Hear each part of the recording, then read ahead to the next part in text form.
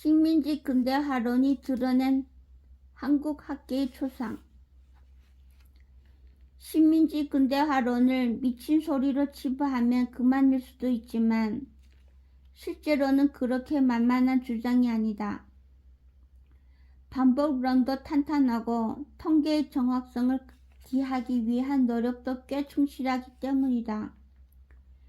게다가 이와 같은 주장은 한국이나 일본의 일부 우익학자들만 내놓은 것도 아니다. 사실을 말하자면 일제가 식민지 조선의 공업화, 나아가 근대화를 추진했다는 주장은 1980년대 초부터 제3자적 위치에 있던 서구 연구자들에게서 먼저 나왔다.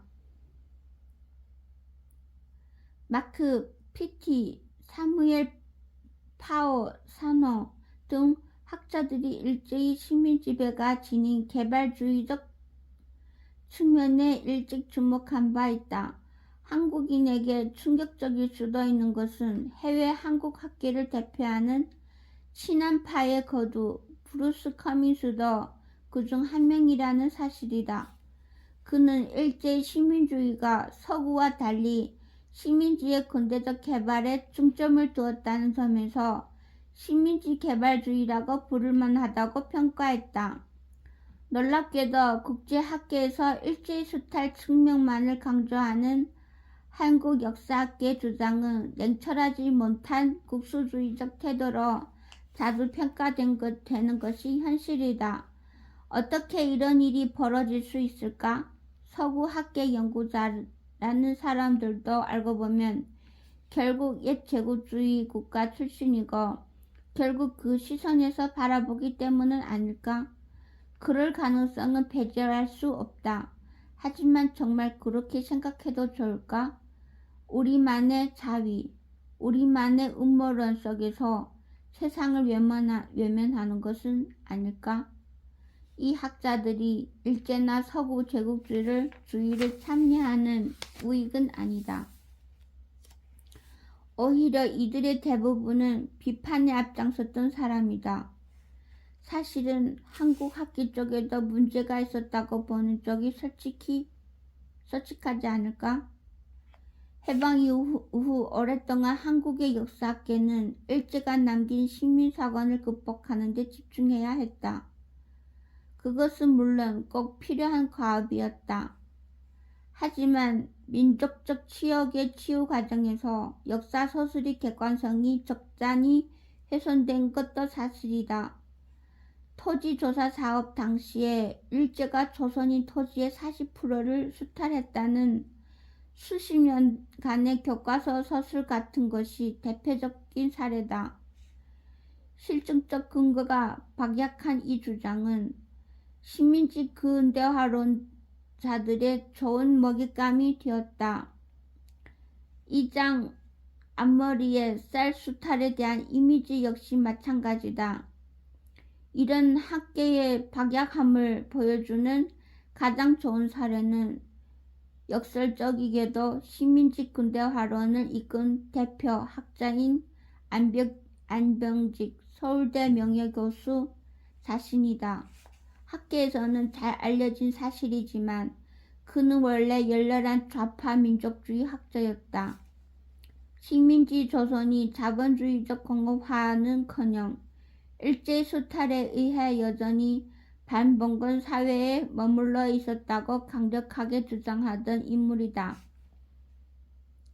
심지어 1980년대 중반까지도 한국은 변함없이 식민지 반봉건 사회에 머물러 있다고 강변했다.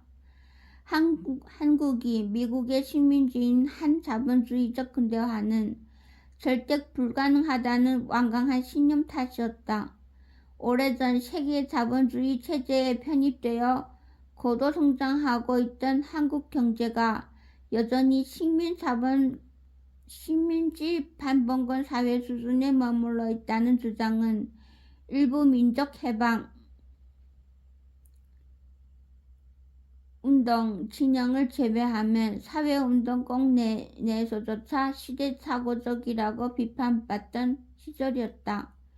식민지 근대화론의 주창자들은 그 정도로 과도한 민족주의자였다.